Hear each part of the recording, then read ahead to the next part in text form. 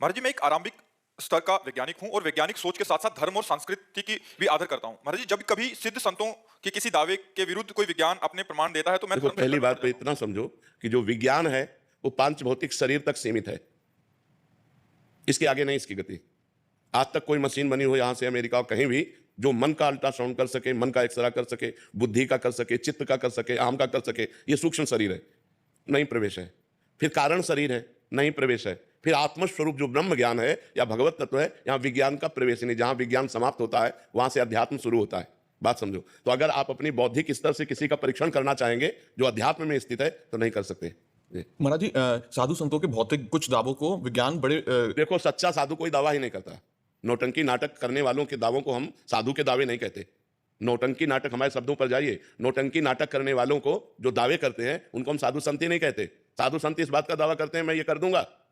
अहंकार विमूढ़ आत्मा करता हमिति मन्यते, मैं ऐसा कर सकता हूं, वो अहंकारी है। साधु अहंकारी नहीं होता, साधु ज्ञानी होता है।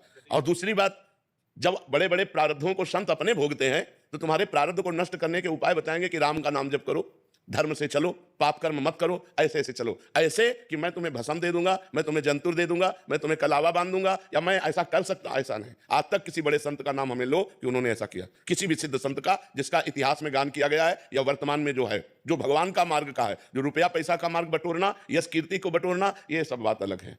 साधु वही जो कंचन कामनी कीर्ति से बचे, साधु वही जो सब में भगवान को देखे और भगवान में लगाए, भगवान से विरुद्ध में। जैसे संत से आप कहो मुझे यहाँ पीड़ा है, मैं बहुत परेशान हूं, तो देखो बच्चा, सब परेशानी दूर करने वाले भगवान हैं। आप भगवान का नाम जप करो, भगवान से प्रार्थना करो, वही दूर कर देंगे। आज तक संतों ने यही सलाह दी है, जाओ मैं ठीक कर दूंगा, ऐसा तो नहीं।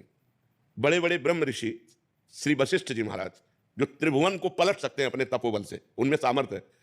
जब दशरथ जी का मरण हुआ, भगवान का 14 वर्ष का वनवास हुआ, भरत जी जब आए तो ऐसे कह रहे हैं। ऐसे का मतलब होता है असमर्थता।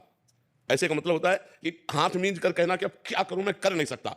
सुनहु भरत भावी प्रबल, बिलख कहो मुनिनाथ, हानि लाभ जीवन मरण जस अपजस। तो फिर कौन ऐसा है? ये सब बच्चा, तुम तो वैज्ञानिक हो, हम तो बाबा जी, हम ही नहीं मानते इन बातों को। हम ही नहीं मानते क्योंकि बचपन से हम हैं भगवान के मार्ग में, शुद्ध मार्ग जो शास्त्रीय मार्ग है। हमारी दोनों किडनी फेल है, हम जंतु थोड़ी बनवाते, डायलिसिस करवाते, हम लाख थोड़ी खाते, टेबलेट खाते हैं। शरीर को जो जरूरत है वो कराना। भगवान ने वैज्ञानिक बनाए हैं, वैज्ञानिकों ने यंत्र बनाया है, औषधियां बनाई हैं। हमें डॉक्टर की शरण जाना चाहिए क्योंकि इस पांच भौतिक शरीर के रोगों का निदान डॉक्टर से है, ना कि छू से, जंतुर मंतुर से, पानी और राख देने से, ऐसे से नहीं होता।